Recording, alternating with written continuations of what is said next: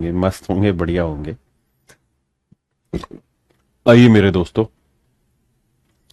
कुछ नया और बेहतर सीखने का प्रयास करते हैं।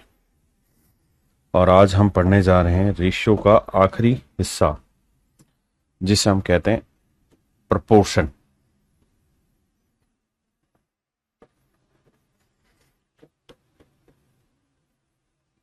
हिंदी में कहते हैं समानुपात। समानुपात। अगर मेरे बच्चे इसको मैं दो हिस्सों में बांटूं तो ये हुआ समान अनुपात। समान अनुपात।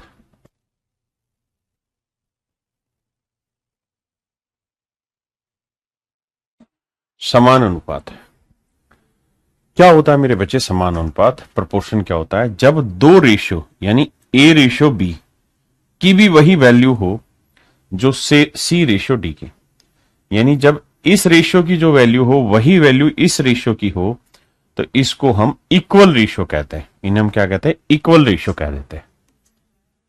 इक्वल रेशियो कहते हैं इन्हें मेरे बच्चे, हम इक्वल रेशियो कह देते हैं, समान अनुपात कहते हैं।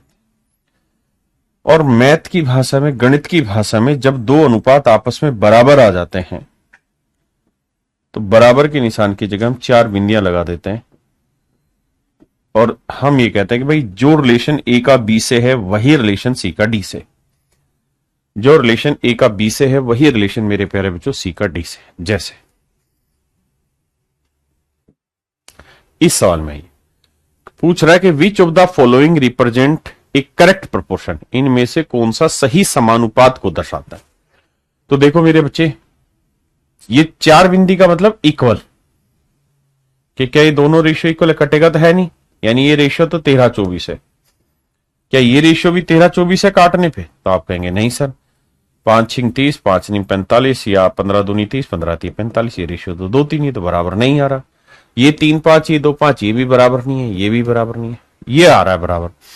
देखो 3-4-12, 3-3-9, तो रेशियो आया 4-3। यहाँ 4-4-16, 4-3-12, ये रेशियो भी आया 4-3। तो मेरे भाइयों, ऑप्शन ए बिल्कुल एब्सोल्यूट करेक्ट है। यानी ऑप्शन ए जो है वो आपके समान अनुपात को दिखा रहा है।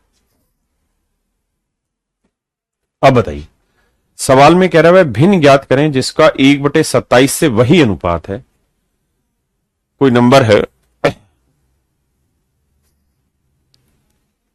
कोई भिन्न है x। कहता है जी इसका 1/27 से वही अनुपात है जो अनुपात 3/7 का 5:9 से। यानी जो रेशियो इसका इससे होगा वही रेशियो इसका इससे होगा। तो कह रहा है जी x की वैल्यू बताइए। मेरे बच्चों, यही मैं आपको कह रहा हूं कि भाई a रेशियो b अगर बराबर है c रेशियो d के, इसी को तो हम लिखते हैं a ratio b c ratio d। तो जब इसे आप सोल्व करोगे तो आप देखोगे कि इसका मतलब है a/b इक्वल है c/d के। हाँ जी, a को d से गुना करना और b को c से गुना करना। a को d से गुना करना, b को c से गुना। a इंटू डी बराबर होगा मेरे प्यारे बच्चों b इंटू सी। या और देसी भाषा में कहे तो हम यूं कह सकते हैं कि दूर दूर वालों की गुना होगी हमेशा और नजदीक नजदीक वाले की। b की c से गुना होगी, a की d से गुना होगी। तो a इंटू डी बराबर b इंटू सी होगा। तो इस सवाल में बाबू अगर आप आएंगे तो आप पाएंगे कि भैया मोरे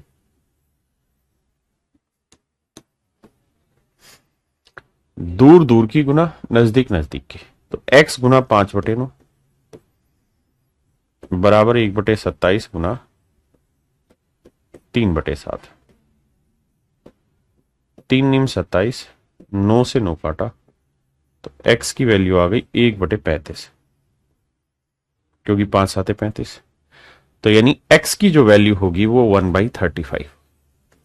यही आपसे मेरे प्यारे बच्चों सवाल ने पूछा है। यही मेरे बच्चे आपसे सवाल में पूछा है। हाँ है ना? क्या आप मेरी बात समझ पाए? बोलो भाई फालतू बातों पे ध्यान ना दो, जो पढ़ा रहा हूं उस पर फोकस करिए।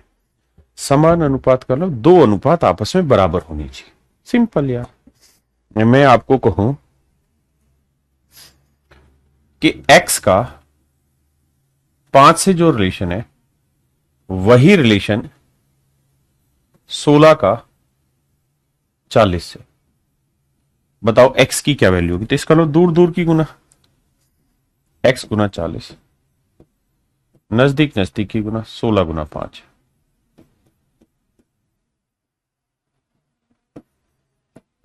5 गुना 16 बटे 40, 5 8 40,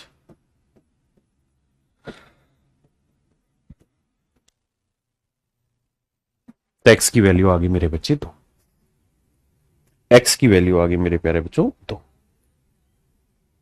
अब मेरे बच्चों आपको क्या करेगा, अब आपको एक सवाल देगा, कहेगा दो नंबर है a और b, दो नंबर है a और b। कहेगा a का जो संबंध x से है, कहेगा a का जो संबंध x से है वही संबंध x का b से, यानी बिल्कुल मध्य में है, ये मध्य समानुपात कर रहा है, मध्य समानुपात कर रहा है, बिल्कुल मीन में प्रोपोर्शन बैठा रहा है, मीन प्रोपोर्शन सेट कर रहा है, मीन प्रोपोर्शन सेट कर रहा है। मतलब जो रिलेशन ए का एक्स के साथ है, जो रिलेशन ए का एक्स के साथ है वही रिलेशन मैं कह रहा हूं एक्स का मेरे प्यारे बच्चों किसके साथ है? बी के साथ। वही रिलेशन मेरे बच्चे क्या है? एक्स का बी के साथ। इसे हम कहते हैं मीन प्रोपोर्शन, यानी बिल्कुल बीच में बैठ के समझा रहा है कि बीच में मान लो एक्स है तो एक्स, ये ए का एक्स से जो रिलेशन है वही रिलेशन एक्स का बी से। तो जब सोल्व करोगे बाबू तो तरीका होगा दूर दूर वालों की गुना, नजदीक नजदीक वालों की गुना। तो x इंटू एक्स एक्स स्क्र और a into B A B. x की वैल्यू आ जाएगी मेरे बच्चे रूट ए बी। तो जब भी आपसे कहे कि भाई दो नंबर हैं a और b और इनका मीन प्रोपोर्शन निकालिए, मीन प्रोपोर्शन का मतलब एक ऐसा नंबर निकालिए जिससे a का जिस उस नंबर से जो रिलेशन हो वही रिलेशन उस नंबर का b से हो। तो मीन प्रोपोर्शन कुछ और नहीं, हमेशा ही इनके प्रोडक्ट का स्क्वायर रूट होगा। मीन प्रोपोर्शन कुछ और नहीं मेरे प्यारे बच्चों, इनके प्रोडक्ट का स्क्वायर रूट होगा। मीन प्रोपोर्शन कुछ और नहीं, इनके प्रोडक्ट का स्क्वायर रूट होगा। मीन प्रोपोर्शन कुछ और नहीं, इनके प्रोडक्ट का स्क्वायर रूट होगा मेरे प्यारे बच्चों।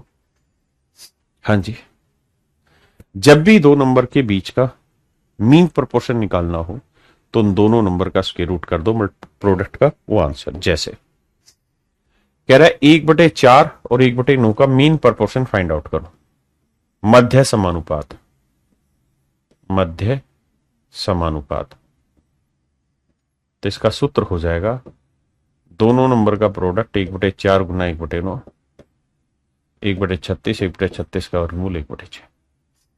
This would be your answer my dear.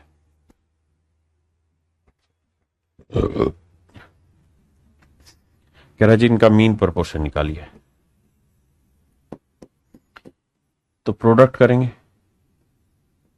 3 जमा √2 गुना, मेरे बच्चे 12 है 32, 12 को लिख 12 ही रहने दो, 32 को लिख देते 16 गुना 2 और 16 का वर्गमूल 4, तो 4√2 और 4 कॉमन ले लेंगे यहां से, तो यहां क्या बचेगा 3 माइनस √2, 3 माइनस √2। ठीक है भाई, तो 4 आगे लगा लो। तो भैया मोरे a plus B into A minus B, A plus B into A minus B क्या होता है? A square minus B square.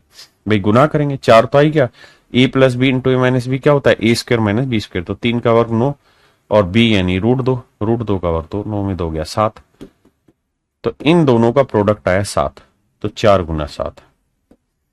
तो मेरे बच्चे 4 का वर्गमूल 2, तो मीन प्रोपोर्शन आया 2√7। मध्य समानुपाती आया मेरे भाइयों 2√7। क्या आप समझ पाए? सीपीओ एसआई 2006 का क्वेश्चन है। आज तक जितने क्वेश्चन आए सारे ही मैंने पिक कर लिए। हाँ है ना? लेकिन तरीका समझने में फोकस करिए। बताइए भाई, कहता है इसका मीन प्रोपोर्शन बताइए। तो मीन प्रोपोर्शन निकालना है तो मीन प्रोपोर्शन हो जाएगा क्या, 12.8 गुना 64.8 का स्क्वायर रूट। देखो जी, 128 को लिखेंगे 16 गुना 7, पॉइंट हटाएंगे 1 जीरो, ये पॉइंट हटाएंगे 1 जीरो, बटे आएगा 100। अब है 64 648 को के फैक्टर बनाओगे तो भैया 8 8 64, 648 को बनाना हो तो देखो कुल मिला के मतलब क्या है कि भाई यहां डेसिमल हटाएंगे बटे 10, यहां डेसिमल हटाएंगे बटे 10, तो कुल मिला के स्क्वायर रूट के अंदर 10 ढाई 100 का वर्गमूल निकालोगे, बाहर आएगा 10। अब 128 और 648 का स्क्वायर रूट निकालना है, 128 और 648 का स्क्वायर रूट निकालना है। अब यहां सारा खेल शुरू होता है हमारी समझ का कि हम कितना जल्दी समझते हैं।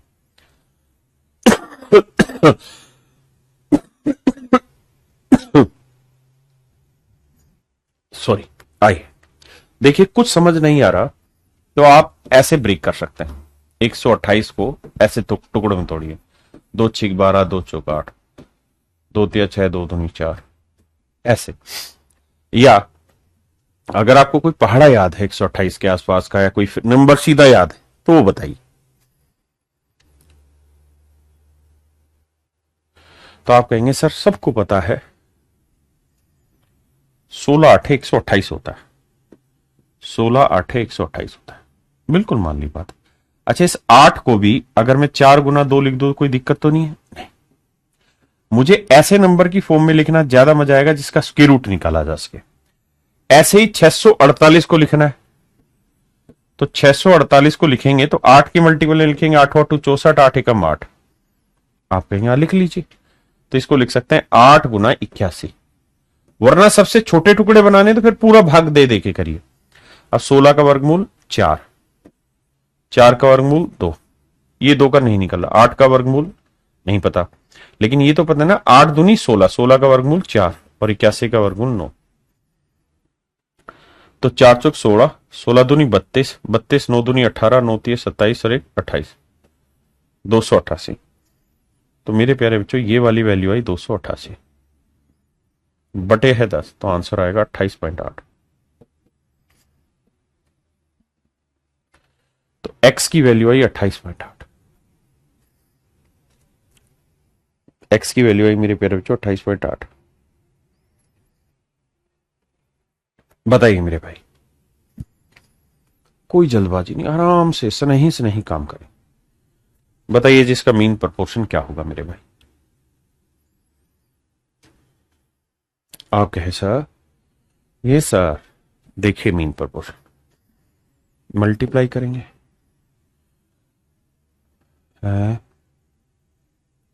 हे भैया, हे भैया, यहां कोमा गलत लगा हुआ है, टाइपिस्टेस हटिया गया, यहां कोमा नहीं लिखेगा। कहने का मतलब वो ऐसे कह रहा है कि ये एक एक्सप्रेशन है और यहां कोमा डल के ये एक एक्सप्रेशन। तो मेरे बच्चे जब आप इसका मीन प्रोपोर्शन निकालेंगे तो ये पूरा एक एक्सप्रेशन है, a माइनस बी का cube into A plus B का क्यूब, और वहां है मेरे बच्चे a minus B into A plus B. अब जब सोल्व करेंगे तो a प्लस बी का क्यूब हो गया ये a प्लस बी की पावर 4, a माइनस बी का क्यूब a माइनस बी की पावर 4। अब आप खूबसूरत तरीके से बात जानते होंगे, कौन सी बात?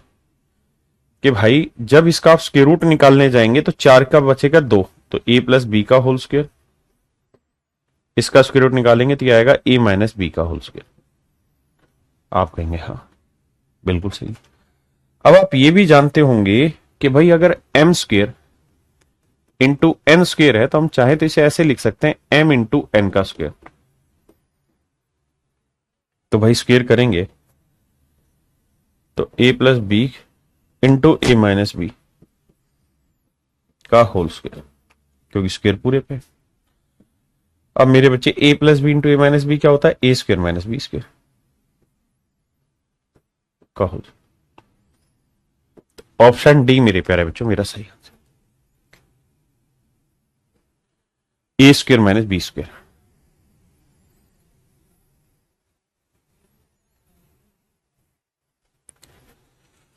करिए मेरे भाई।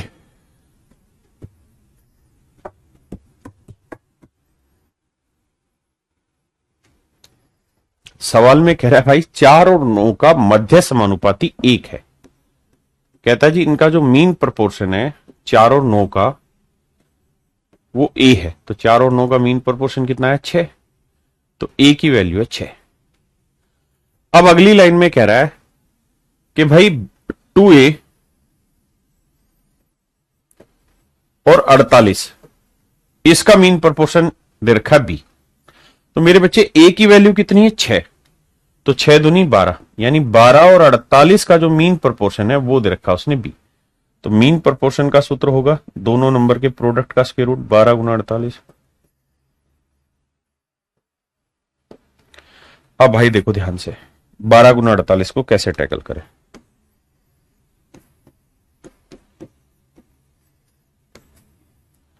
बारह को लिखेंगे 4 गुना 3, 48 को 16 गुना 3।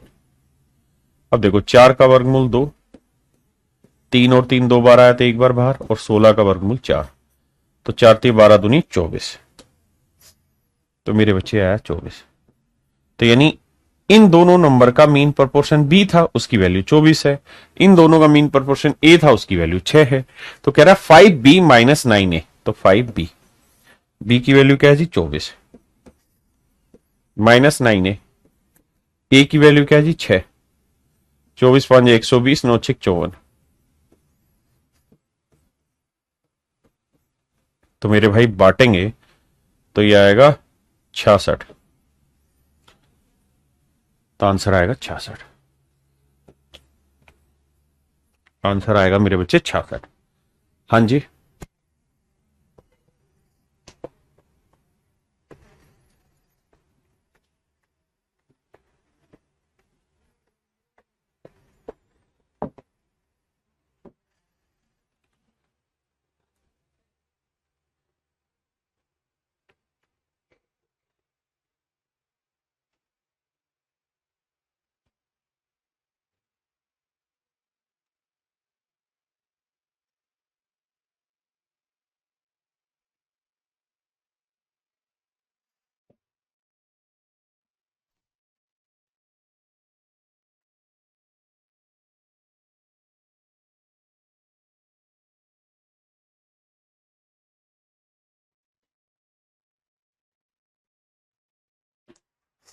देखिए मेरे प्यारे बच्चों, शब्दों का हेर फेर है, शब्दों का जाल है।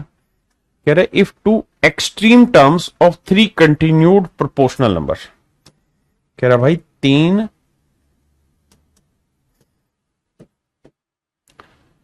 If two extreme terms, English में ज्यादा अच्छे समझ पाएंगे। एक्सट्रीम टर्म्स का मतलब होता है सबसे बाहर वाली दो टर्म, यानी कोई चीज लिख रहे हैं, कोई चीज लिख रहे हैं 1 2 3 4 5 6 7 ऐसे, तो सबसे पहली और सबसे आखिरी टर्म, यानी बाहर बाहर वाली दो टर्म की बात कर रहा है। और 3 कंटिन्यूड प्रोपोर्शनल नंबर, कहता है 3 कंटिन्यूड प्रोपोर्शनल नंबर है तो उनमें पहली और आखिरी नंबर दे रखा है A B by C X और ए सी बाई बी,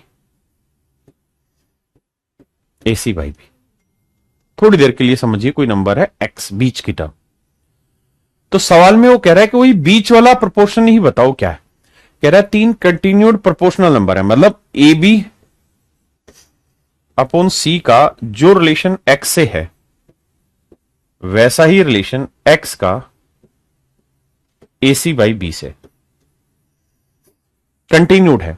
तो कहता है टू एक्सट्रीम मोस्ट, यानी सबसे पहला और सबसे आखिरी, इनका जब आप मीन प्रोपोर्शन निकालोगे तो क्या आएगा, यानी एक्स की वैल्यू तो वो आएगी मेरे बच्चे बाहर, मतलब दोनों के प्रोडक्ट का स्क्वायर रूट, तो ए बी बाई सी,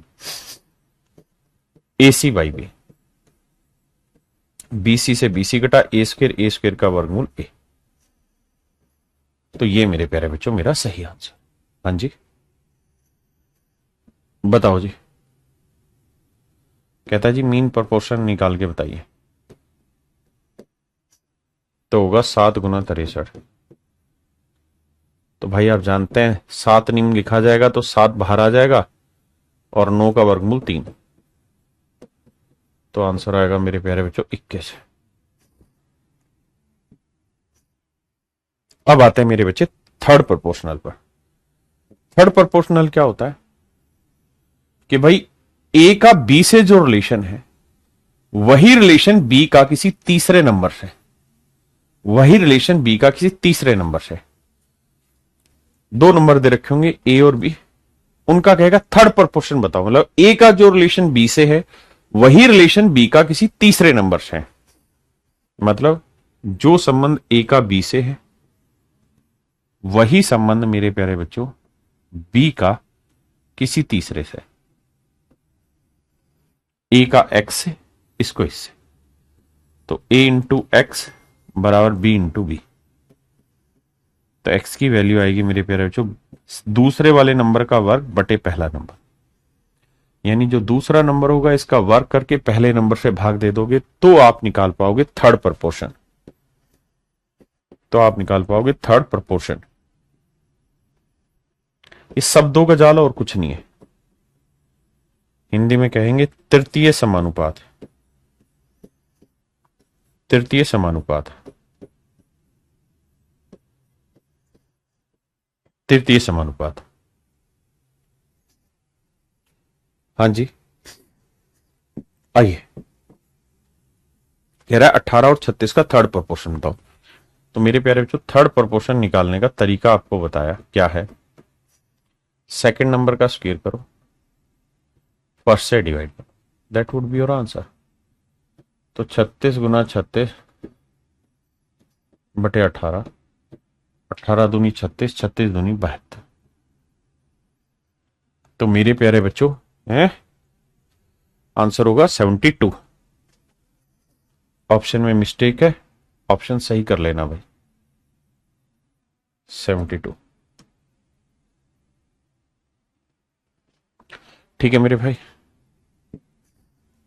कहता है 16 और 24 का तृतीय अनुपात बताइए, थर्ड प्रोपोर्शन। तो थर्ड प्रोपोर्शन निकालना है तो सेकंड का स्क्वायर यानी 24 का स्क्वायर मतलब 24 × 24 बटे फर्स्ट नंबर। तो 8 दूनी 16, 8 3 24, 2 12 24, 12 3 36। तो मेरे प्यारे बच्चों थर्ड प्रोपोर्शन जो आएगा वो कितना आएगा इसका 36। थर्ड प्रोपोर्शन आएगा मेरे भाई 36। कह रहा 0.8 और 0.2 का तृतीय अनुपातिक ज्ञात करें। तो थर्ड प्रोपोर्शन अगर आपको निकालना है तो 0.8 गुना 0.2। तो भाई से सॉरी गलत बता रहा हूं, सेकंड का स्क्वायर यानी 0.2 इंटू 0.2 डिवाइड करोगे फर्स्ट से 0.8 से। अब ध्यान दीजिए भाई एक डेसिमल से डेसिमल कट गया, आप कहेंगे हाँ, लेकिन ऊपर आया 2 दूनी 4, नीचे 8 और ये एक डेसिमल तो रह ही गया, हाँ है ना। तो आप इसे ऐसे लिख लीजिए या आप में 10 कर लीजिए। 4 एकम 4, 4 दूनी 8, 1/20 मतलब 0.5। हो देखना भाई कैलकुलेशन सही है या गलत है।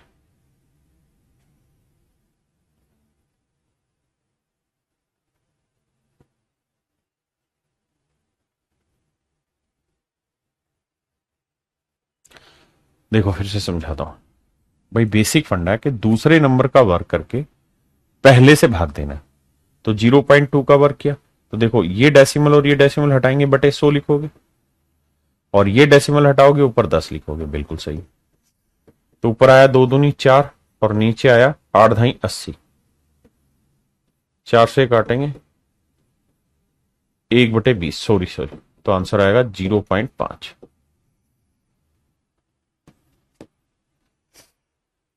तो आंसर आएगा 0.05, बिल्कुल सही। बताइए मेरे भाई कहता है इन दोनों नंबर के बीच का मीन प्रपोर्शन है।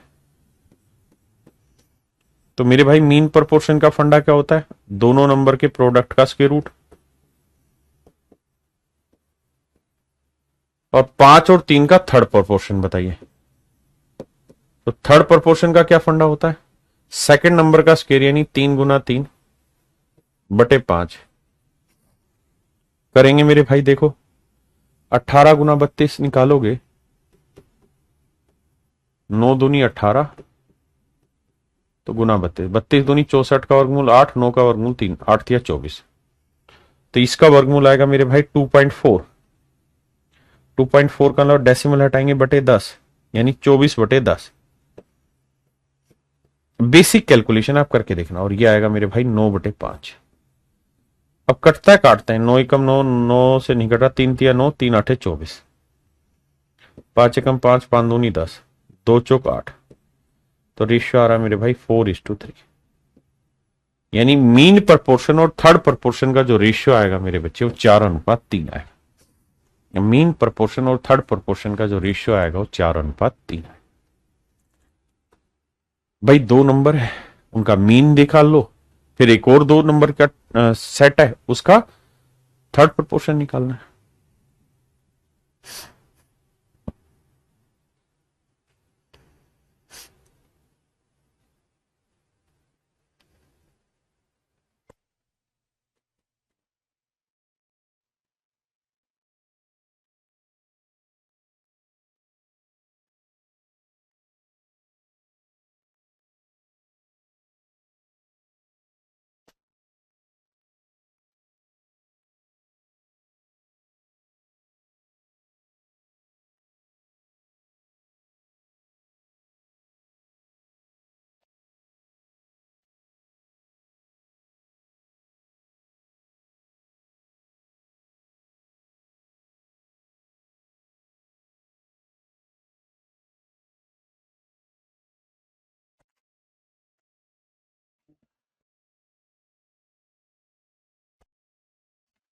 देखिए मेरे प्यारे बच्चों, ये तो बिल्कुल ही सिंपल है, इसमें कुछ है नहीं।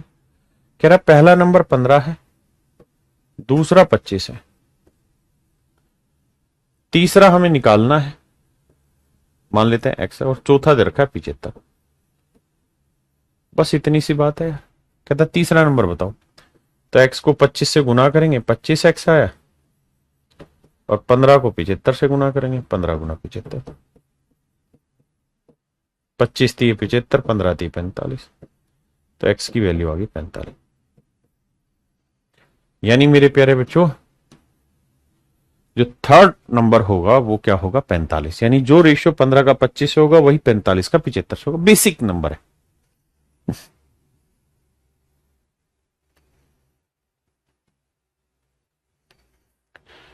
कहता है जी 36 और 12 के तीसरे अनुपातिक का वर्ग कितना होगा? The square of the third proportion of 36 and 12। ध्यान देना, नंबर का सीक्वेंस उल्टा है, 36 एंड 12। तो हमें निकालना है थर्ड प्रोपोर्शन।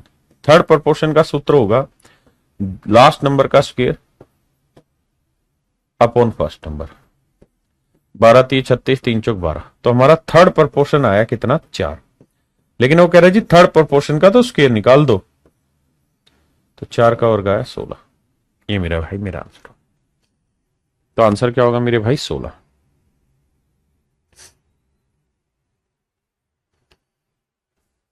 कहता जी 3 7 x और 21 समानुपात में, मतलब जो रेशियो 3 का 7 से है वही सुबहानल्लाह x का 21 से। बस मेरे प्यारे बच्चों कैलकुलेशन कर लो, बेसिक कैलकुलेशन है। क्या कि नजदीक नजदीक की गुना, दूर दूर की गुना। यानी 7 गुना x बराबर 3 गुना 21, 7 21, तो x की वैल्यू 9।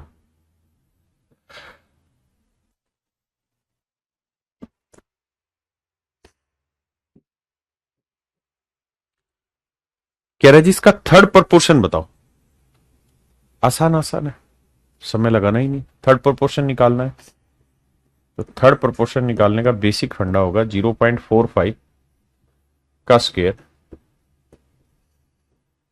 अपॉन में फर्स्ट नंबर 0.25। आइए भाई करिए कैलकुलेशन।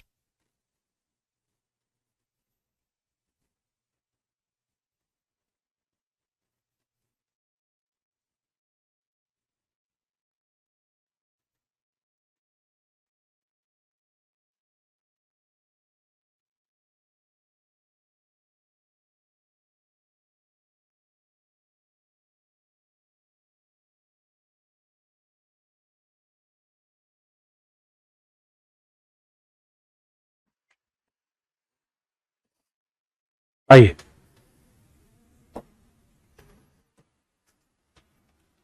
अब देखिए ध्यान से, इस डेसिमल से डेसिमल गया, 5×5 = 25, 5 नहीं 45, 5 से इसे काटेंगे 0.9। हाँ है ना, लेकिन आपको ये समझना होगा डेसिमल में, भाई इस डेसिमल से डेसिमल कट गया, इस डेसिमल का बटे 100 लिख लो यार, ऐसे कर दो। 5 से काटा, 5 नहीं 45, 9 नहीं 81/100, और 81/100 क्या हुआ, 0.8 हुआ।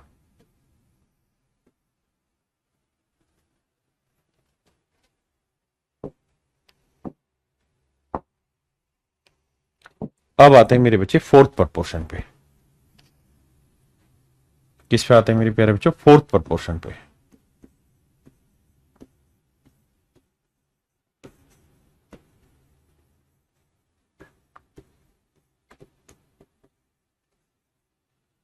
हिंदी में कहें चतुर्थ समानुपाती।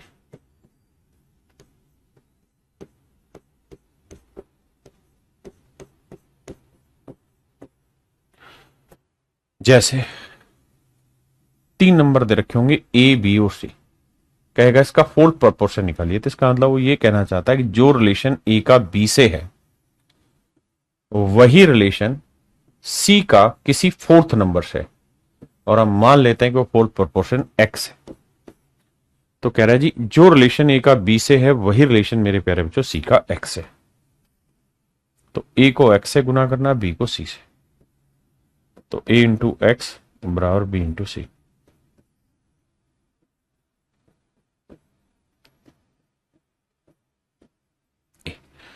तो मेरे बच्चे जब भी आपको फोर्थ प्रपोर्शन निकालना हो, चतुर्थ समानुपाती निकालना हो, फोर्थ प्रपोर्शन निकालना हो, चतुर्थ समानुपाती निकालना हो, तो उसका एक बेसिक फंडा होगा क्या, कि दूसरे और तीसरे नंबर का प्रोडक्ट करना है और पहले नंबर से डिवाइड करना।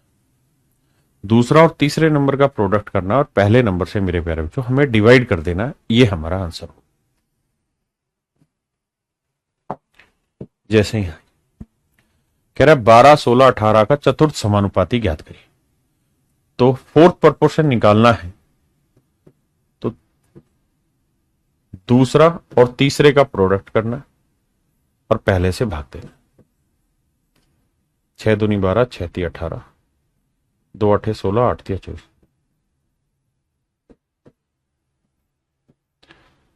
तो आंसर होगा मेरे प्यारे बच्चों 24। आंसर होगा मेरे भाई 24। हाँ जी,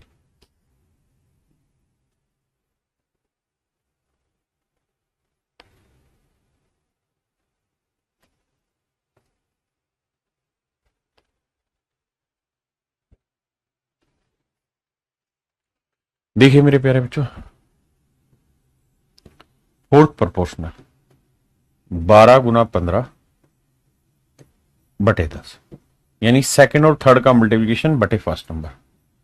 5 दूनी 10, 5 × 15, 2 × 12, 6 × 18। तो मेरे प्यारे बच्चों फोर्थ प्रोपोर्शनल जो नंबर आ गया वो मेरा क्या आ गया, 18।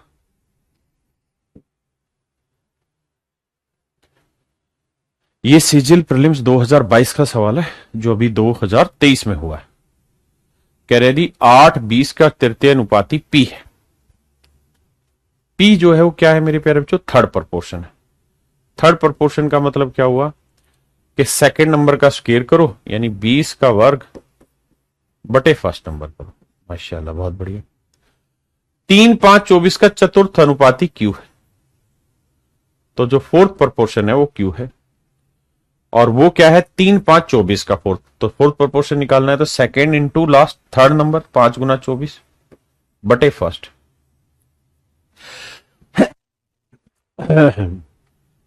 देखो भाई 4 दूनी 8, 4 5 20, 2 ढाई 20, तो पी की जो वैल्यू आई वो आई 50, 3 8 24, 8 5 40, और क्यू की वैल्यू आई 40। पी की 50, क्यू की 40। पी की 50, 50 दूनी 100, और क्यू की 40। तो मेरे प्यारे बच्चों आंसर आया 140। आंसर आया मेरे भाई 140।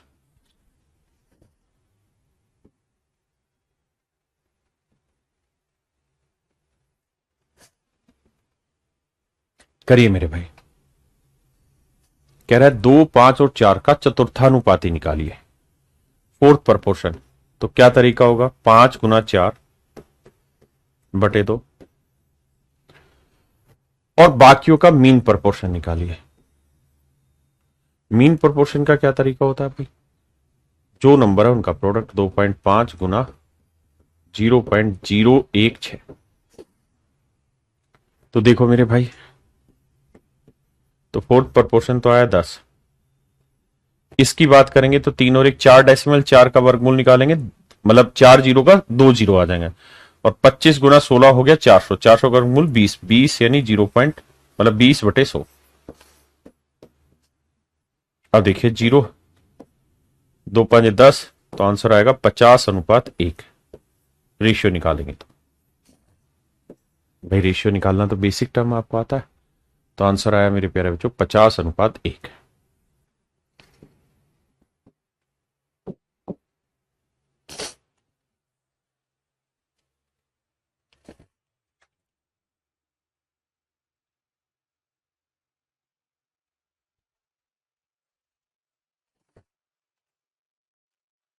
19 23 38 का चतुर्थानुपाती ज्ञात करिए, फोर्थ प्रपोर्शन निकालिए।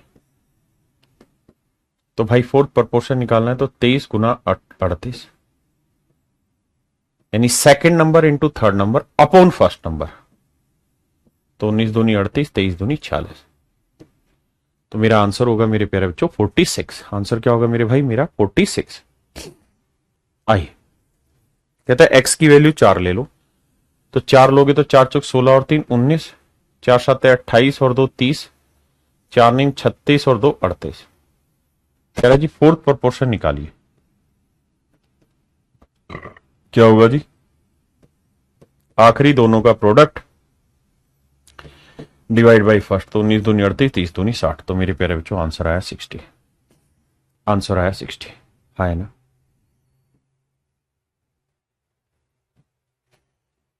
करिए भाई। कह रहा है जी फोर्थ प्रपोर्शन बताइए इनका। तो फोर्थ प्रपोर्शन निकालने का बेसिक फंडा, भाई मीन प्रपोर्शन में क्या करता है? दोनों के प्रोडक्ट का स्क्वायर रूट।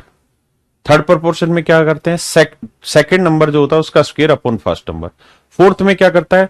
लास्ट दोनों का मल्टीप्लीकेशन, लास्ट दोनों का मल्टीप्लीकेशन 24 गुना 40/20। 20 दूनी 40, 24 दूनी 48। तो आंसर आया मेरे प्यारे बच्चों 48। हाँ जी।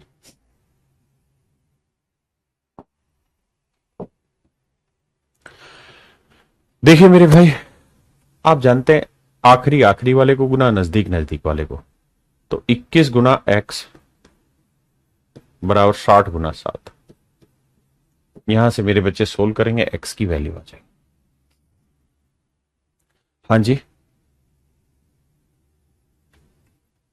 कहता है 16 18 और 8 का चतुर्थ अनुपाती, फोर्थ प्रपोर्शन। तो भैया लास्ट दो नंबर कौन से? 18 गुना 8 डिवाइड करोगे 16 से,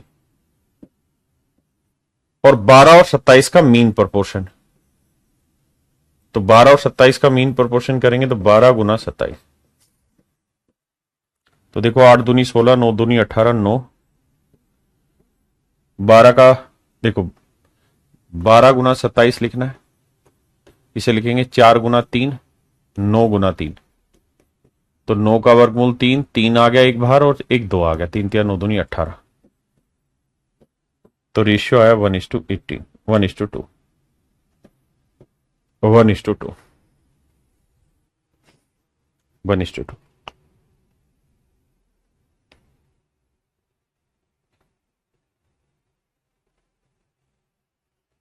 बताइए इसे कहता है एक्स और वाई ऐसी दो संख्या है जिनका मध्य अनुपात 16 है और तृतीय अनुपात 128 है। तो भाई अगर एक्स और वाई दो ऐसे नंबर हैं जिनका मीन प्रोपोर्शन 16 है, तो मीन प्रोपोर्शन 16 होने का मतलब है कि दो नंबर का प्रोडक्ट करके स्क्वायर रूट, तो ये 16 आना चाहिए। तो दोनों साइड स्क्वायर करेंगे तो एक्स इंटू वाई कितना है, 16 का वर्ग 256।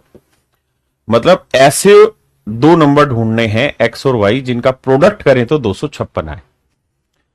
तो भाई 16 गुना 8 256 आ रहा है, 16 गुना 4 256 आ रहा है, 16 गुना 32 256 आ रहा है, नहीं, केवल और केवल एक ही जगह आ रहा है और वो है 8 गुना 32। तो ऑप्शन सी मेरा सही आंसर। नेक्स्ट पे आइए, कहता है ऐसी दो संख्याएं पता करें जिनका मीन प्रोपोर्शन 12 है। तो भाई दो नंबर है एक्स और वाई, इनका मीन प्रोपोर्शन 12 है, तो इसका मतलब ये तय हुआ कि इन दोनों नंबर का प्रोडक्ट 12 का वर्ग 144 होगा, क्योंकि वर्ग करेंगे तब इसके रूट हटेगा। अब देखिए 144 किसका बन रहा है, इसका बन रहा है, हाँ अब इन सबका बन रहा है। अच्छा चौक 24, ये तो इसका नहीं बन रहा। 48 थी 144 और 24 छेके दोनों ही आंसर हो सकते हैं। अब मुझे आना थर्ड प्रोपोर्शन पे। भाई मीन प्रोपोर्शन मेरा 12 बी वाली वैल्यू से भी आ रहा है और डी वाली वैल्यू से भी आ रहा है। मुझे थर्ड प्रोपोर्शन चेक करना। थर्ड प्रोपोर्शन के लिए क्या करना होगा, सेकेंड नंबर का स्क्वायर यानी 48 का वर्ग, 48 गुना 48 डिवाइडेड बाई फर्स्ट नंबर, 3 16। तो देखो 16 8 128, 16 चौक 64 और 12 76, यानी ऑप्शन बी सही है। ऑप्शन बी सही है। क्यों, क्योंकि 3 और 48 अगर लोगे तो मीन प्रोपोर्शन 12 आएगा और थर्ड प्रोपोर्शन 768 आएगा मेरे बच्चे, 768 आएगा।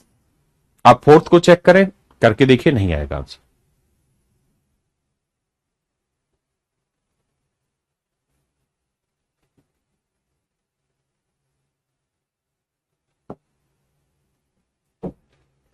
देखिए यार, एक बड़ी बात ध्यान रखिए, क्या कि मीन प्रोपोर्शन जो होता है ना, वो दो नंबर के प्रोडक्ट का स्क्वायर रूट होता है। तो दो नंबर ले रहे हो तो ऐसे दो नंबर होने चाहिए जिनका स्क्वायर रूट निकल सके प्रोडक्ट करने पे, और वो स्क्वायर रूट 16 आ सके। जैसे इसमें था तो 12 है ना, तो मतलब जिनका मल्टीप्लिकेशन करके स्क्वायर रूट 12 आ जाए वो मेरा मीन प्रोपोर्शन होगा। अब आइए मेरे बच्चे, इससे आगे सवाल करिए जरा, इस सवाल को।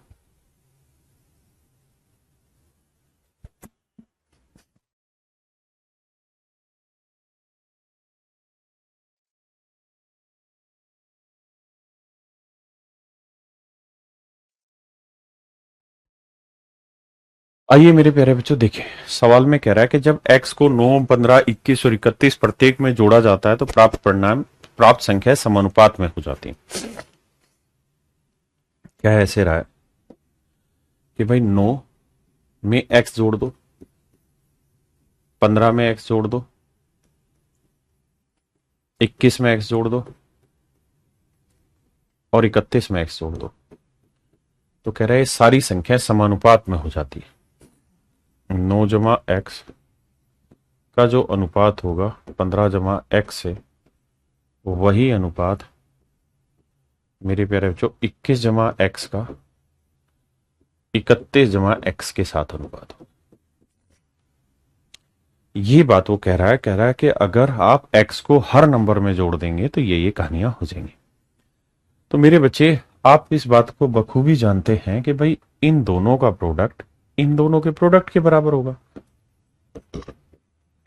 9 जमा एक्स गुना 31 जमा एक्स बराबर होगा 21 जमा एक्स 15 जमा एक्स के।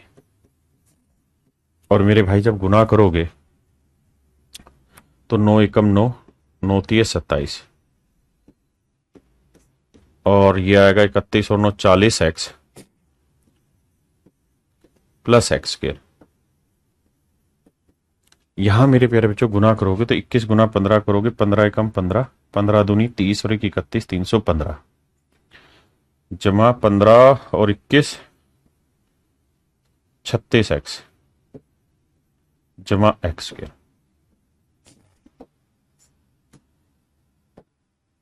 एक्स स्क्वायर से मेरे प्यारे बच्चों एक्स स्क्वायर गया, 36 एक्स इधर लाएंगे तो 4 एक्स बचा, ये उधर ले जाकर घटाएंगे तो 15 तो ये हो गया और 21 ये हो गया, क्या है 36, तो x की वैल्यू आई मेरे प्यारे बच्चों 9, और x की वैल्यू जब 9 आई तो ये वाला नंबर क्या होगा, 9 30 27 में 2 गया 25,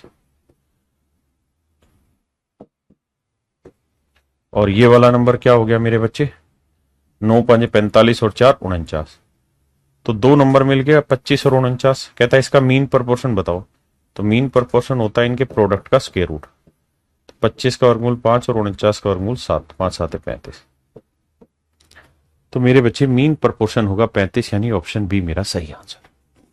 लेकिन बात यह आती है कि क्या सर पेपर में हर सवाल को इसी तरह करना पड़ेगा, does this the only way to solve this question, तो जवाब है नहीं। पेपर में कैसे अटेम्प्ट करना है वो एक डिफरेंट आर्ट है, उसको मैं सिखा रहा हूं, इसलिए ध्यान से देखिएगा। देखो मेरे बच्चे, भाई 9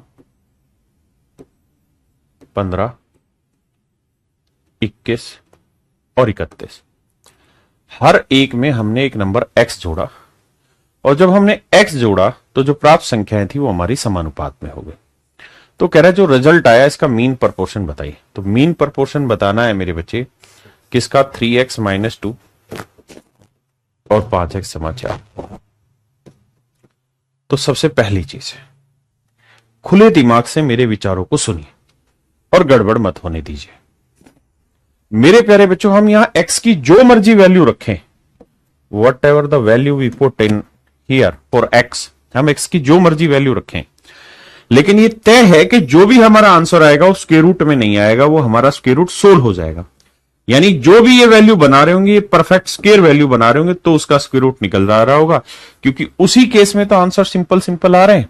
अगर मान लो ये नंबर 16 होके आ जाता 29, तो 29 का तो आप स्क्वायर रूट निकाल ही नहीं सकते, तो आंसर आएगा ही नहीं। और अगर ऐसा होता तो पॉइंटों में आंसर होता है, तो नेचुरल नंबर में। तो ये बात तय है कि भैया इन दोनों का जो प्रोडक्ट होगा वो हर हाल में एक परफेक्ट स्क्वायर नंबर होना चाहिए। बात सही है जी, परफेक्ट स्क्वायर होना चाहिए। क्यों होना चाहिए? क्योंकि सर अगर आप परफेक्ट स्क्वायर नंबर नहीं लोगे तो स्क्वायर रूट नहीं कटेगा और आंसर नेचुरल नंबर में नहीं आएगा, पहली बात। तो सर वो नंबर क्या होना चाहिए? तो मेरे प्यारे बच्चों,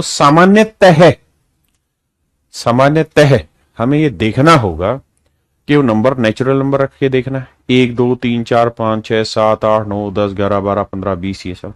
लेकिन सर कब तक रखते रहे और कितनी वैल्यूज में रखें? तो इसका भी मैं जवाब देता हूं। ये देखिए, इन ऑप्शन में सबसे छोटी वैल्यू क्या है? 20, और 20 है तो इसका मतलब इनका प्रोडक्ट 400 बना होगा कम से कम, तभी तो 400 का वर्गमूल 20 आया होगा। आप कहेंगे हाँ, और अगर 400 बना होगा मेरे बच्चे तो कम से कम ये बड़ी बड़ी वैल्यू होनी चाहिए। अगर मान लो मैं 1 रखूं तो 3 एकम 3 में 2 गया 1, 5 और 4 9, तो 9 गुना 1 400 थोड़ी बन रहा है। आप कहेंगे नहीं, तो यानी मुझे x की वैल्यू थोड़ी बड़ी ट्राई करनी चाहिए। तो मैं ट्राई करके देखता हूं 6, तो 6 3 18 में 2 गया 16, और 6 5 30 और 4 34। बात तो सही है सर, बड़ा आ जाएगा, लेकिन परफेक्ट स्क्वायर नहीं बना रहा, ये बना रहा ये नहीं बना रहा। 6 हटा के 7 रख के देखो, 7 21 में 2 गया 19, और 7 5 35 और 4 39। परफेक्ट स्क्वायर नहीं बनाएगा क्योंकि स्क्वायर रूट नहीं निकलेगा ना 19 का और 39 का। 8 रख के देखो भाई, 8 रखें तो 8 24 में 2 गया 22, और 8 5 40 और 4 40। इसका स्क्वायर रूट नहीं निकलेगा क्योंकि 22 दूनी 44, 2 बचा रह जाएगा। 9 लेते हैं तो 9 30 27 में 2 गया 25, और 9 5 45 और 4 49 सेटिस्फाई हो रहा है, यानी x की वैल्यू 9 सेटिस्फाई हो रही है। अब 25 का वर्गमूल 5, 49 का वर्गमूल 7, तो आंसर आना चाहिए 5 7 35।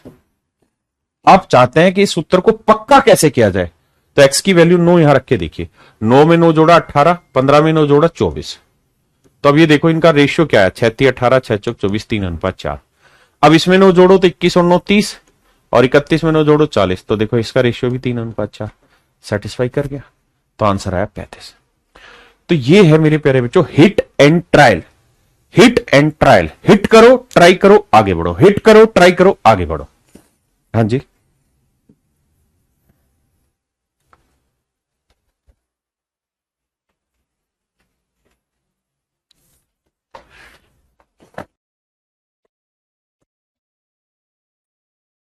आइए मेरे बच्चे, कह रहा जी 25 32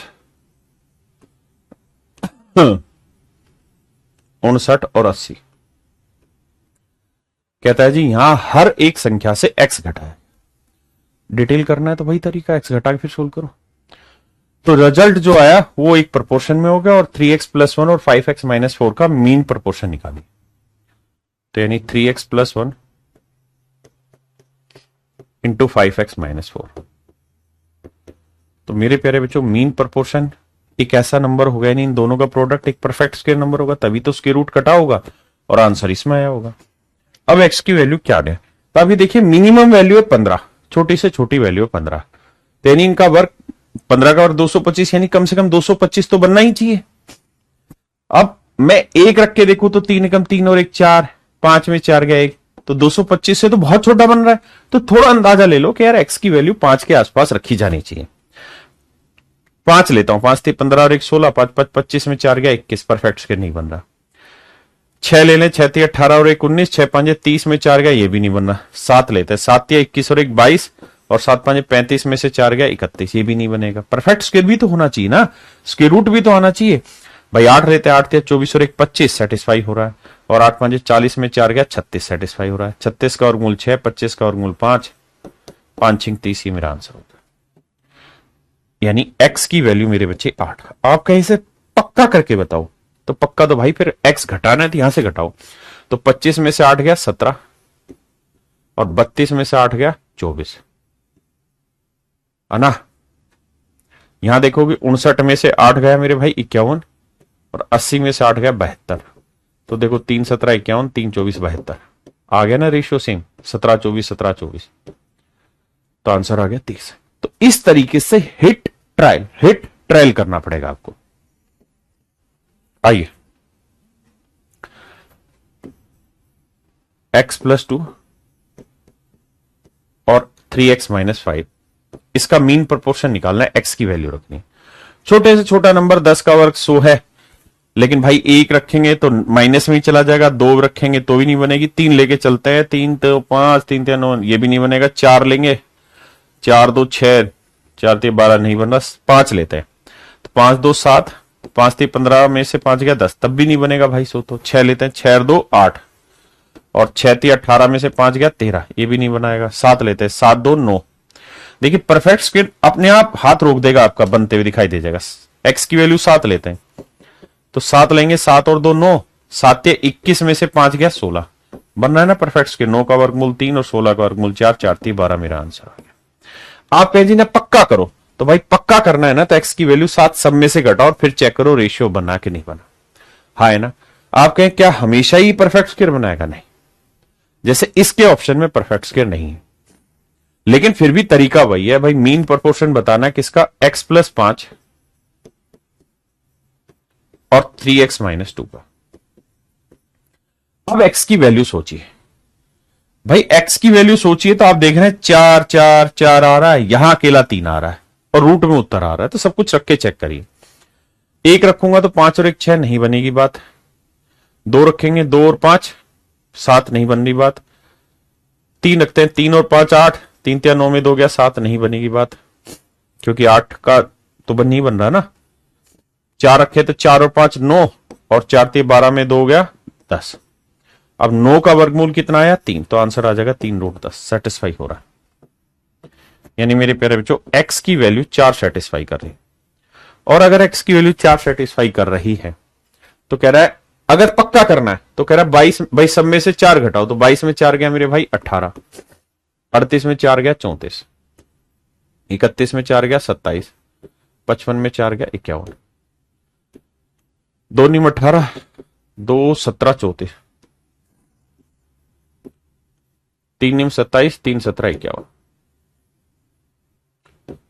तो 9:17, 9:17। तो इसका मतलब मेरे प्यारे बच्चों क्या है, समानुपात। क्या आप मेरी बात समझ पाए? क्या किसी भाई को कोई दिक्कत है यहां तक? नहीं। क्या आप मेरी बात समझ पाए मेरे प्यारे बच्चों? हाँ या ना? पक्का भाई? क्लियर है मेरा पॉइंट? कि ऐसे सवाल आए तो आपको ऑप्शन से ही कर डालने।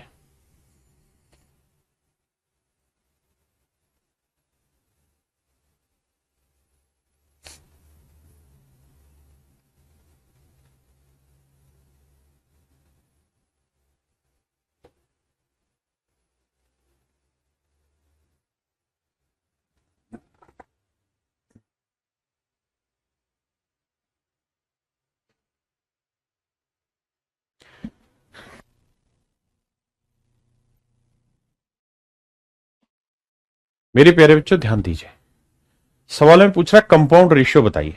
देखिए यार, आजकल कंपाउंड रेशियो पे सवाल आ रहे हैं, इसको समझिए। मिक्स रेशियो या कंपाउंड रेशियो? मिक्स रेशियो भी वही है और कंपाउंड रेशियो भी वही है।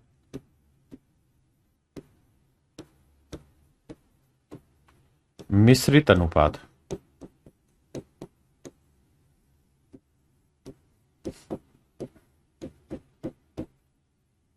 मिश्रित अनुपात, मिश्रित अनुपात, कंपाउंड और मिक्स रेशियो। मेरे प्यारे बच्चों ध्यान दीजिए, अगर मान लीजिए मैं कहूं दो रेशियो हैं, एक A:B और एक है X:Y, और मैं कहूं इन दोनों रेशियो का मिक्स रेशियो बताइए, कंपाउंड रेशियो बताइए, तो एक बेसिक लॉजिक काम करेगा कि भाई A/B को मल्टीप्लाई कर दीजिए X/Y से, यानी A/B को मल्टीप्लाई कर दीजिए X/Y से, मेरा मिक्स रेशियो हो गया, यानी दोनों को कंपाउंड करके मल्टीप्लाई करते हैं। जैसे मैं कहूं एक रेशियो है 1:2, दूसरा है 2:3, अगला है 3:4। भाई मेरे को मिक्स रेशियो बताइए क्या होगा। तो 1/2 गुना 2/3 गुना 3/4, तो 1/4, ये मेरा मिक्स रेशियो। ठीक है जी। अब हम आते हैं अपने सवाल पे। सवाल में कह रहा है X/YZ, Y/ZX और Z/XY। सवाल में कह रहा है इन अनुपातों के व्युत्क्रमों, व्युत्क्रमों माने इनवर्स, इन अनुपातों के व्युत्क्रमों का यानी इनवर्स का कंपाउंड रेशियो होता है। यानी पहले करो इसका इनवर्स, इनवर्स माने उल्टा, यानी YZ/X, फिर ZX/Y, फिर करो XY/Z, और फिर कहता है जी इनका प्रोडक्ट निकाल दो, मिक्स रेशियो कर दो, कंपाउंड रेशियो निकाल दो उल्टा करके। तो देखो यार, XYZ कटा, YZ कटा, X कटा, तो बचा क्या XYZ, तो XYZ/1, तो आंसर आएगा XYZ:1। Option B, option B मेरे प्यारे बच्चों मेरा सही आंसर। आइए मेरे भाइयों, अब मैं आपको कुछ अच्छी और जरूरी बातें बता रहा हूं। मेरे प्यारे बच्चों, आपने अक्सर एक बात सुनी होगी, एक बात नहीं बहुत सारी बातें सुनी होंगी कि मान लीजिए मैं आपको ये कहूं कि आपकी जेब में 100 रुपए, या मैं छोटे एग्जांपल से समझाता हूं। मैं कहूं भाई चीनी की कीमत 20% बढ़ गई, चीनी की कीमत 20% बढ़ गई, चीनी की कीमत 20% बढ़ गई, प्राइस जो है वो 20% इंक्रीज हो गया। प्राइस मेरे प्यारे बच्चों 20% इंक्रीज हो गया, कीमत 20% बढ़ गई। तो बताइए उसके कंजप्शन में, खपत में,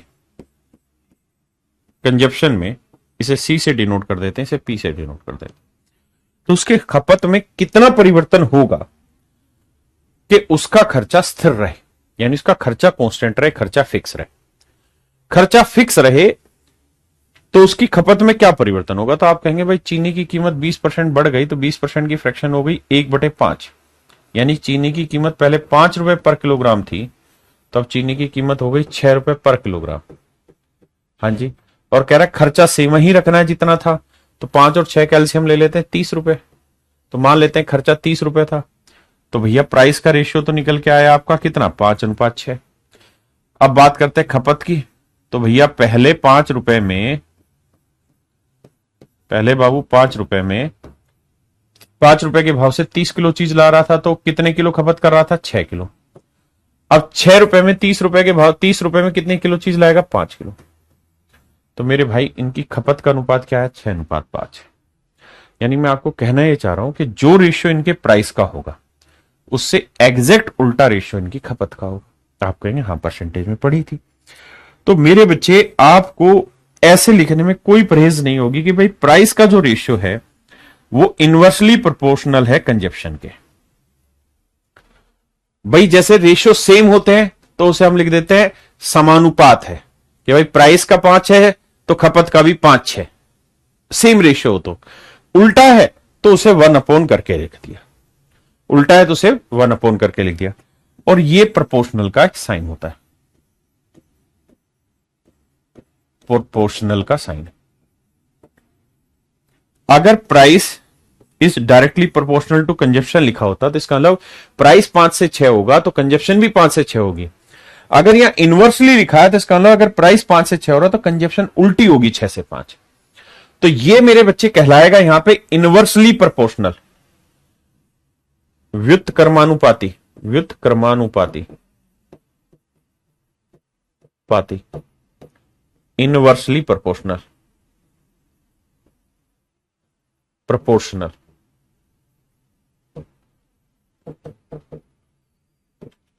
और ये मेरे बच्चे कहलाएगा directly proportional, directly proportional, directly proportionally. ठीक है जी। और ये कहलाएगा इनवर्सली प्रोपोर्शनल। ऐसे ही मेरे प्यारे बच्चों आपने देखा होगा कि स्पीड का जो रेशियो होता है, अगर स्पीड का रेशियो 2:3 है तो टाइम का रेशियो हम हमेशा लिख लेते हैं 3:2। तो आपने अक्सर देखा होगा कि भाई स्पीड का भी जो रेशियो होता है वो इनवर्सली प्रोपोर्शनल होता है टाइम के या डायरेक्टली होता है। तो आप कहेंगे इनवर्सली प्रोपोर्शनल होता है टाइम के। छोटी छोटी सी बात ऐसी है, हल्की हल्की सी, थोड़ी बाहर की बात है, कुछ आपने पढ़ी है वहां तक की बात है, तो समझते रहिए। तो मेरे प्यारे बच्चों टाइम जो होता है वो स्पीड का इनवर्सली प्रोपोर्शनल होता है। लेकिन अगर मुझे बहुत जगह इसको रियल में यूज करना पड़े तो क्या मैं स्पीड इक्वल टू 1/टाइम लिख सकता हूं? इस प्रोपोर्शनल के साइन को जगह में ये लिख सकता हूं भाई, मतलब मैं ये तो कह रहा हूं स्पीड का रेशियो 2:3 है तो टाइम का 3:2 होगा। तो क्या इक्वल निशान लिख के लिख सकता हूं? तो नहीं, क्योंकि जो ये रिलेशन बनते हैं ना, ये रिलेशन किसी एक कारण से बनते हैं। और वो कारण ये है कि स्पीड का रेशियो 2:3 है तो टाइम का रेशियो 3:2 होगा। ये तभी होगा, ये तभी संभव होगा, पॉसिबल होगा, होगा जब डिस्टेंस फिक्स हो, जब डिस्टेंस फिक्स हो। जब डिस्टेंस फिक्स होगी मेरे प्यारे बच्चों, ये तभी संभव होगा। ऐसा नहीं कि हमेशा स्पीड और टाइम का रेशियो इनवर्स होता है, नहीं, ये तभी संभव होगा जब उतनी ही डिस्टेंस को 2 की स्पीड से चला जाए और उतनी डिस्टेंस को 3 की स्पीड से चला जाए तो टाइम का रेशियो ही आएगा। तो जब भी इक्वल में साइन लगाना हो ना, डायरेक्टली या इनवर्सली प्रोपोर्शनल को, तो यहां कोई कांस्टेंट वैल्यू लगा देते हैं, कोई कांस्टेंट वैल्यू लगा देते हैं, कोई कांस्टेंट वैल्यू लगा देते हैं, स्थिरांक लगा देते हैं, स्थिरांक लगा देते हैं कि कोई स्थिर हो गई वैल्यू। हां जी। अब टाइम एंड डिस्टेंस, स्पीड और टाइम के केस में ये कांस्टेंट वैल्यू डिस्टेंस रहती है। हां जी। अगर हम यहां बात करें, मैं इसको इक्वल का साइन देना चाहूं, प्राइस इक्वल टू 1/कंजप्शन, तो यहां बेसिकली जो कांस्टेंट वैल्यू होती है वो कुछ और नहीं, वो होती है बेसिकली क्या? एक्सपेंडिचर। एक्सपेंडिचर कांस्टेंट होता है। तो मेरे प्यारे बच्चों ऐसे हर एक सवाल में आपको ये बात समझनी होगी कि जब भी ये डायरेक्टली या इनवर्सली प्रोपोर्शनल का साइन दे और उसे इक्वल में लाना हो तो आपको ये समझना होगा कि ये इक्वल सीधा नहीं लिखा जाएगा, कोई ना कोई कांस्टेंट मजबूरी ऐसी रही होगी जिसके कारण ये उल्टा होता है रिलेशन, और उस मजबूरी का व्याख्या हमें करना पड़ता है। बहुत चीजों का नहीं पता तो हम इसे के मान लेते हैं कि भाई कोई कांस्टेंट वैल्यू होगी जिस कारण ऐसा हो रहा है। जैसे मैं कुछ सवाल लेता हूं और उन सवालों के थ्रू आपको समझाने की कोशिश करता हूं। जैसे ही सवाल है, कहता है A is inversely proportional to the cube of B. A जो है वो इनवर्सली प्रोपोर्शनल है बी के क्यूब से, यानी बी के क्यूब का इनवर्सली प्रोपोर्शनल है। तो मेरे बच्चे जब मैं इसे इक्वल का साइन दूंगा ना, ये प्रोपोर्शनल का साइन हटा के, तो मुझे कोई कांस्टेंट वैल्यू लिखनी होगी जिसके रेस्पेक्ट में ऐसा हुआ होगा। अब मुझे नहीं पता ए और बी है क्या, तो मुझे वो कांस्टेंट वैल्यू नहीं पता, तो इसलिए मैं अपनी मर्जी से कोई वैल्यू के मान लेता हूं। अब कह रहा है कि अगर भाई मैं ए की वैल्यू 3 रख दूं, ए की वैल्यू मैं 3 रख दूं, तो बी की जो वैल्यू है मेरी 2 आ जाएगी। तो बी की वैल्यू 2, तो 2 की पावर 3 होगी। 2 की पावर 3, 2 की पावर 3 क्या होती? 8। 8 को 3 से गुना किया 24। तो मेरे बच्चे कांस्टेंट वैल्यू हो गई 24, कांस्टेंट वैल्यू हो गई 24। हां जी। यानी अब ये रिलेशन और सुंदर तरीके से सुलझ गया कि ए बराबर वो कांस्टेंट वैल्यू कुछ और नहीं 24 है बटे बी क्यू। देखिए कुछ चीजें थोड़ी कम समझ में आती तो उत्पात मत मचाया करो, सिर्फ समझने की कोशिश किया, धीरे धीरे पल्ले पड़ेंगे।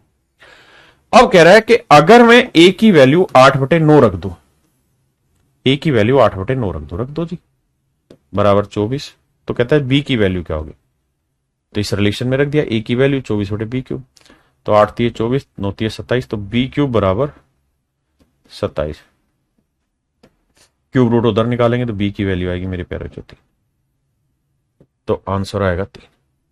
मेरे भाइयों आंसर आएगा 3।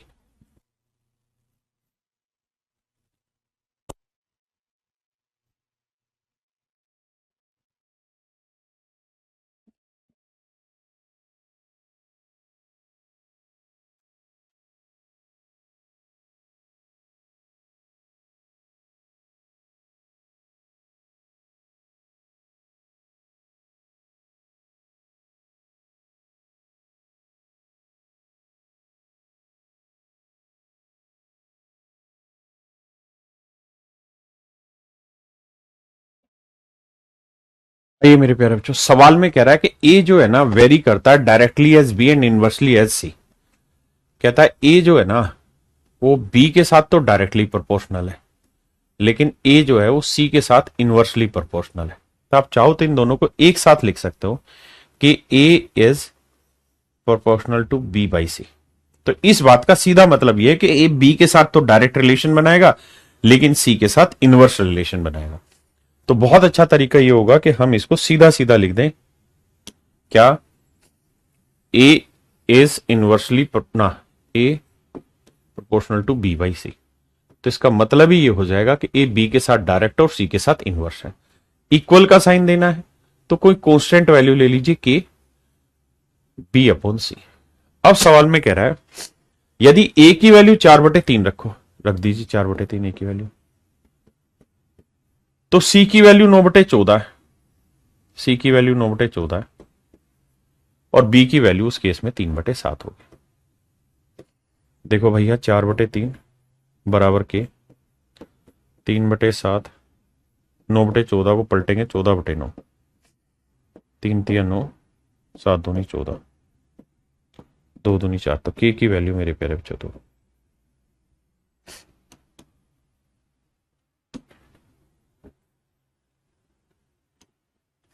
के की वैल्यू मेरे प्यारे बच्चों तो अब ये रिलेशन स्पष्ट समझ में आ गया कि भाई a इक्वल टू के की वैल्यू है 2 इंटू में b बाई सी। अब कह रहा है कि भाई b की वैल्यू अगर मैं a की वैल्यू, अब यहां से नया सवाल बना रहा है जब से,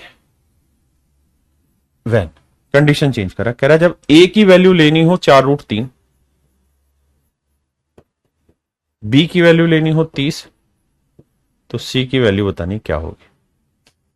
अब देखो भाई 4 से काटेंगे 2 15, तो c की वैल्यू आ जाएगी मेरे बच्चे 15/√3, क्रॉस मल्टीप्लाई करोगे, हर का प्रीमेकरण करोगे, √3 ऊपर √3 नीचे, √3 को √3 से गुना किया, 3 3 5 15, 5√3 मेरा आंसर। तो मेरे भाइयों मेरा ऑप्शन ए बिल्कुल सही होगा। ऑप्शन ए जो होगा ना मेरे बच्चे वो एब्सोल्यूट करेक्ट होगा। ऑप्शन ए मेरे भाइयों मेरा बिल्कुल सही होगा। हाँ जी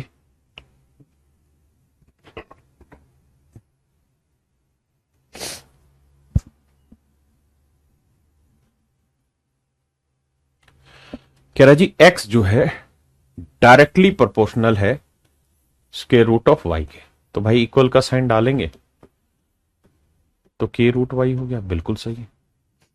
अब कह रहा है कि x की वैल्यू 18 है तो y की वैल्यू है 20.25, 20.25। अब मेरे बच्चों छोटी सी कैलकुलेशन की समझ चाहिए, बाकी दुनियादारी सब उजाड़ दोगे तो ये होता है 45 का वर्ग होता है 20/25, तो ये 4.5 का, 4.5 को इससे काटोगे तो k की वैल्यू आएगी 4, और k की वैल्यू 4 आने से रिलेशन निकल के आ गया x 4√y। x की वैल्यू है 7.2, 4 गुना √y, 18 चौक 72, दोनों साइड स्क्वायर कर देंगे, 18 का वर्ग 324, तो 3.24 इक्वल टू वाई। तो वाई की वैल्यू आ गई 3 पॉइंट है। एक मिनट गड़बड़ कर दी क्या? एक्स वाई के अनुक्रमानुपाती है, ठीक है भाई। तो एक्स इक्वल टू के रूट वाई।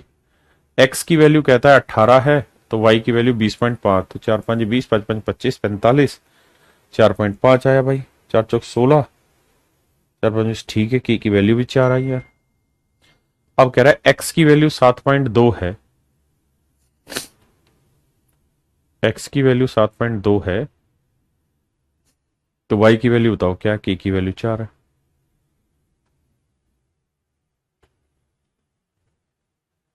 अठारह चौक 72 ही तो होता है यार। है कितना हुआ? 4 एकम 4, 4 अठहत्तर, 18, ठीक तो है यार। 18 का वर्ग कितना होता है? 324। तो वाई की वैल्यू आनी चाहिए 3.24।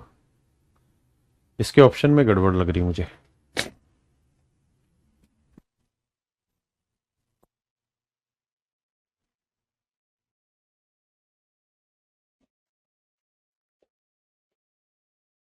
मेरे बच्चों 3.24 ही होगा, ऑप्शन में ही मिस्टेक है। इस ऑप्शन को काट लीजिए। ऐसा हो ही नहीं सकता है कि आंसर है गलत आ जाए हमारा। 3.24। अरे वाह,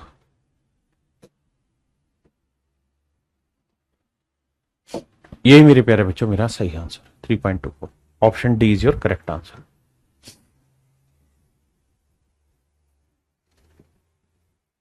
करिए मेरे भाई। कहता है पी क्यू के वर्ग का व्युत्क्रमानुपाती है। P varies inversely as the square of Q. तो भाई इक्वल करेंगे तो कोई constant value upon Q square, बिल्कुल सही है सर। अब कह रहा है कि अगर क्यू की वैल्यू 4.5 ले लें और पी की वैल्यू 1.2 ले लें, तो पी की वैल्यू 1.2, क्यू की वैल्यू 4.5। अब भैया 45 का वर्ग बहुतों को याद होगा, बहुतों को नहीं होगा। तो 1.2 45 का वर्ग होगा 20.4, 20.25। गुना करेंगे तो के की वैल्यू आएगी 1.2 इंटू 20.25। क्या आप समझ पाए? बिल्कुल ठीक है। अब कह रहा है जी इस वाले फंडे को दोबारा समझो। P इक्वल टू के की वैल्यू क्या है? 1.2 गुना में 20.25 अपोन में है Q। तो सवाल में कह रहा है अगर P की वैल्यू 0.3 रख लें, P की वैल्यू 0.3 रख दें भाई, तो Q की वैल्यू क्या आएगी ये बताओ। तो देखो मेरे भाई, सोली करना और तो कुछ है नहीं। डेसिमल से डेसिमल हटा, 3 चौक 12, 4 आया। Q ऊपर आ जाएगा, हाँ है ना। अब देखो यार, 4 से गुना कर देंगे। अच्छा क्यू स्क्वायर था, माफ करना, क्यू स्क्वायर था। तो 4 से गुना 25 चौक 100, 20 चौक 80 और 81। तो मेरे बच्चे क्यू की जो वैल्यू आएगी वो आएगी 9। ये मेरा आंसर अपॉन में क्यू स्क्वायर, हाँ है ना। बहुत ही सिंपल है, बस सीधा सीधा वैल्यू पुट करनी है।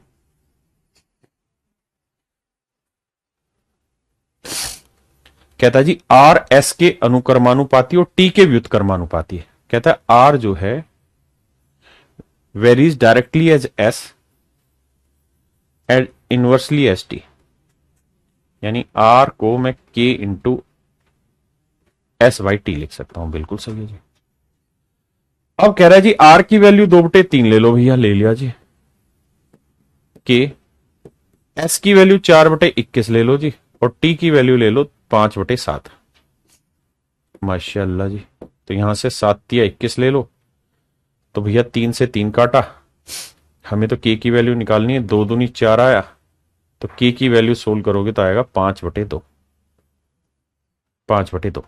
अब यहां रख देते हैं, तो आर के की वैल्यू 5/2 गुना में एस अपॉन टी। अब कह रहा है कि भाई जब आर की वैल्यू 3/4 हो, बहुत बढ़िया, 5/2। टी की वैल्यू कहता है 1/9, तो 1/9 पलट के ऊपर ले जाओगे तो कितना आएगा? 9। तो एस की वैल्यू बताओ जी क्या होनी है? तो देखो भाई, 2 3 3 9 आ जाएगी भाई, तो भैया 3 दूनी 6, 5 3 15 दूनी 30, तो 1/30 सीधा सीधा आंसर आ रहा है। एस की वैल्यू 1/30, सब बटे में आके गुना कर देना, तो एस की वैल्यू आ जाएगी 1/30। यानी मेरे प्यारे बच्चों, मेरे भाइयों, आंसर आया ऑप्शन डी।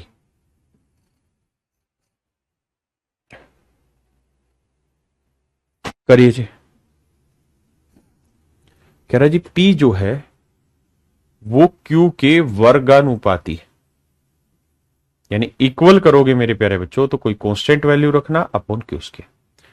अब यहां पी और क्यू की वैल्यू दे के के निकलवा देगा, नेक्स्ट टाइम के आ गया पी दे देगा, क्यू पूछ लेगा, तो यहां पर आसानी से कर लेंगे। कह रहा दिया हुआ है कि y रूट एक्स का व्युत्क्रमानुपाती, यानी y जो है वो इनवर्सली प्रोपोर्शनल है रूट एक्स का। तो मेरे प्यारे बच्चों हम इक्वल का साइन डालेंगे तो कोई constant value upon root X लिखते हैं। अब कह रहा है यार x की वैल्यू अगर 36 लें और y की वैल्यू भी 36, तो y की 36, x की वैल्यू 36 लेंगे तो 36 का वर्गमूल 6, तो k की वैल्यू आ गई 6 गुना 36। अब इस एक्सप्रेशन में रख देते हैं, तो इस एक्सप्रेशन में रखेंगे तो y इक्वल टू k की वैल्यू 6 गुना 36 बटे रूट एक्स। अब कह रहा है x का मान ज्ञात करो अगर y की वैल्यू 54 है, तो y की जगह 54 रख देते हैं। 54 6 गुना 36 बटे रूट एक्स। देखो यार 6 नीम 54, 9 चौक 36, तो रूट एक्स बराबर 4, तो x की वैल्यू आएगी 16। बेसिक कैलकुलेशन, x की वैल्यू मेरे भाइयों 16।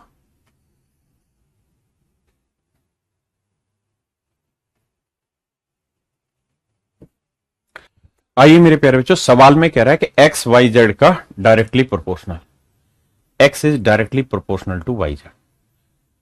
तो कह रहा है वाई के साथ बताइए रिलेशन, तो सबको जेड से भाग देते हैं दोनों तरफ, तो एक्स बाई जेड जो आया वो डायरेक्टली प्रोपोर्शनल आया वाई के, यानी वाई जो है एक्स वाई जेड के डायरेक्टली प्रोपोर्शनल है। लेकिन वो कह रहा है जी मुझे चाहिए इनवर्सली प्रोपोर्शनल, तो भाई सीधी सी बात है, अगर एक्स वाई जेड का डायरेक्ट है तो इनवर्स किसके साथ होगा, जेड बाई एक्स, उसके उल्टे के साथ। हाँ है ना, यानी वाई इनवर्स कराना है तो 1 अपॉन करना पड़ेगा, तो 1 अपॉन क्या करें, जेड बाई एक्स करें, तभी तो पलट के एक्स बाई जेड आएगा, तो जेड बाई एक्स के इनवर्सली प्रोपोर्शनल हो। ये मेरे भाई मेरा आंसर हो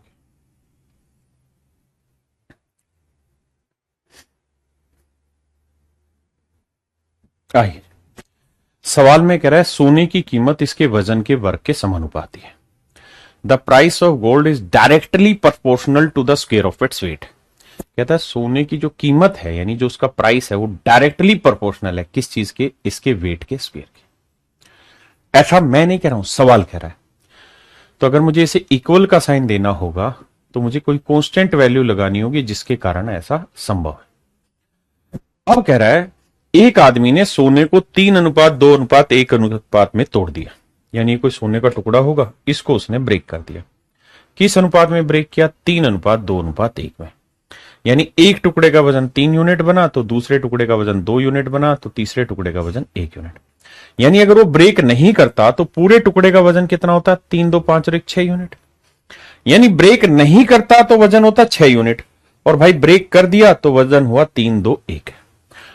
अब मैं बात कर रहा हूं प्राइस की, तो भाई प्राइस क्या है, तो आप कहेंगे प्राइस है सर इनके वेट के स्क्वायर का साथ कांस्टेंट, तो 6 रखेंगे, 6 का वर्ग 36 के, यानी इसकी कीमत है 36 के। तोड़ रहे हैं तो इनकी कीमत क्या होगी, 3 का वर्ग 9 के, इसकी कीमत 4 के, इसकी कीमत 1 के। यानी मेरे बच्चे तोड़ तोड़ के बेचोगे तो बिकेगा 9 4 13 और 1 14 के का, बिना तोड़े बेचोगे तो बिकेगा 36 के का। तो फायदा होगा या नुकसान, आप कहेंगे सिंपली सर नुकसान हो रहा है। बिना तोड़े बेचेंगे तो बिकेगा 36 के का, तोड़ के बेचा तो बिका 14 के का, तो 6 में 4 गया 2, 3 में गया 2, तो नुकसान हुआ मेरे भाई 22 के का, नुकसान हो गया 22 के का।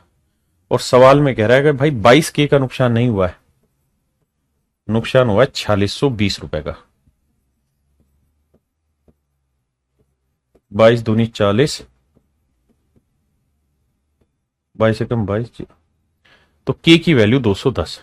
तो कहता है शुरुआती कीमत बताओ, तो अगर नहीं तोड़ते तो कीमत होती 36 की। और के की वैल्यू है मेरे बच्चे 202, गुना कर देंगे मेरा आंसर।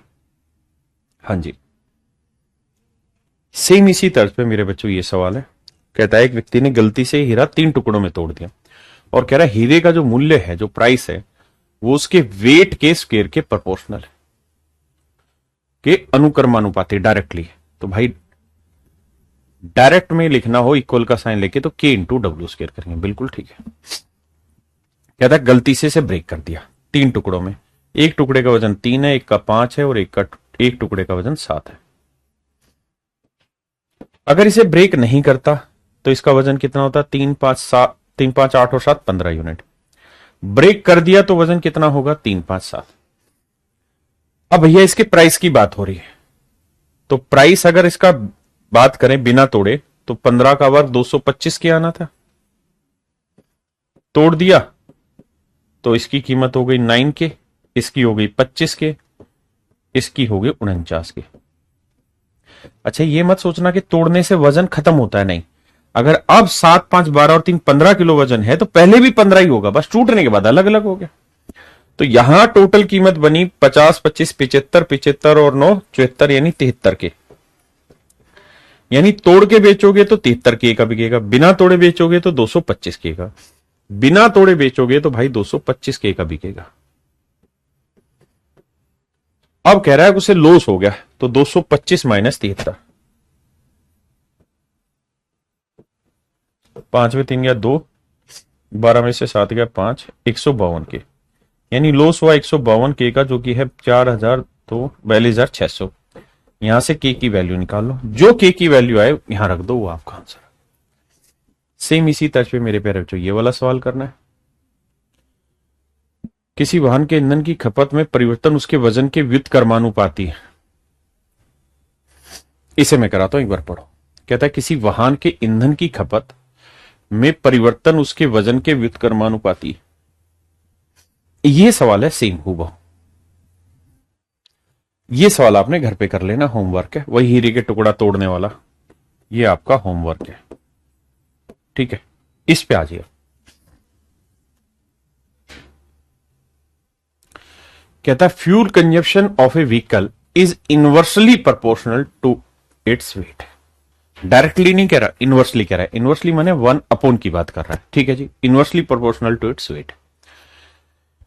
एक car that weight this pound, तो भाई फ्यूल कंजप्शन जो होगी वो के अपॉन डब्ल्यू हो जाएगी। सवाल में कह रहे कार है जिसका वेट 3800 पाउंड है। कितना है भाई? 3800 पाउंड। वो 25 एमपीजी की वो एवरेज देती है हाईवे पे।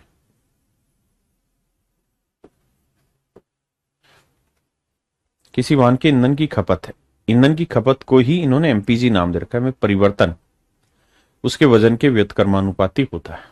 3800 पाउंड वजन वाली कार हाईवे पर 25 एमपीजी की खपत करती।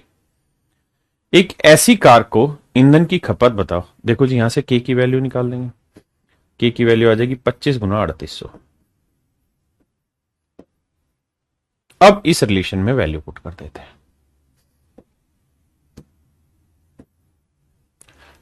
तो फ्यूल इक्वल टू के अपॉन डब्ल्यू। अब मेरे बच्चे के की वैल्यू ये ऊपर वाली उठा के रख देते हैं, 25 गुना 3800। अब सवाल में कह रहा है एक ऐसी कार की ईंधन खपत ज्ञात करनी है जिसका वजन 4750 पाउंड है, यानी वेट दे रखा है 4750। अब मेरे बच्चे से कैलकुलेट करेंगे और फ्यूल की कंजप्शन निकाल देंगे। ये मेरा आंसर। कटिंग चालू करते हैं। 0 से 0 काटा, 25 से कम 25 आया, बचा कितना? 22। 25 नहीं में 225, 19 दूनी 38, 20।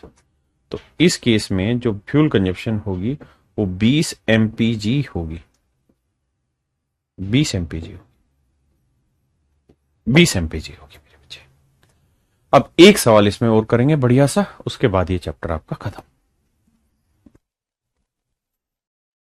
आइए मेरे प्यारे बच्चों, इस क्वेश्चन पे सवाल में कह रहा है speed of a steam engine is 24 kilometre per hour. Speed of a steam engine is 24 kilometre per hour without any wagon. The decrease in speed of engine is directly proportional to the square root of number of wagons. जिन शब्दों पे मैं विशेष ध्यान आपका दिलाना चाह रहा हूं, कृपया करके ध्यान देना। The decrease in the speed of engine is directly proportional to the square root of number of wagons. Engine की गति में कमी डिब्बे की संख्या के वर्गमूल के समानुपाती है। कहता है इंजन में, मतलब इंजन की जो स्पीड में कमी होगी, डिक्रीज होगा, डी माने कमी, डिक्रीज, इंजन की स्पीड में जो कमी होगी वो डायरेक्टली प्रोपोर्शनल है square root of number of wagons. डब्बों की संख्या के डब्बों की संख्या के बैठ को नहीं से इसकी बैटरी चेंज ही कर दे, एक साल में। देखिए मेरे बच्चे, सवाल में कह रहा है कि किसी ट्रेन की स्पीड में इंजन, मतलब स्पीड में जो कमी है वो उस ट्रेन में लगे डब्बों की संख्या के वर्गमूल के समानुपाती है। अगर मुझे इक्वल का साइन देना हो तो मैं ऐसे दूंगा। बहुत सुंदर। अब सवाल में कह रहा है अगर किसी ट्रेन में कोई भी डब्बा ना लगाए, बिना किसी डब्बे के चलाएं, तो उसकी स्पीड है 24 किलोमीटर पर आवर।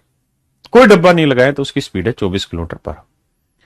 और ये डी क्या है? उसकी स्पीड में कमी। लेकिन अगर 4 डब्बे जोड़ दिए जाएं तो चाल 20 किलोमीटर पर आवर हो जाती।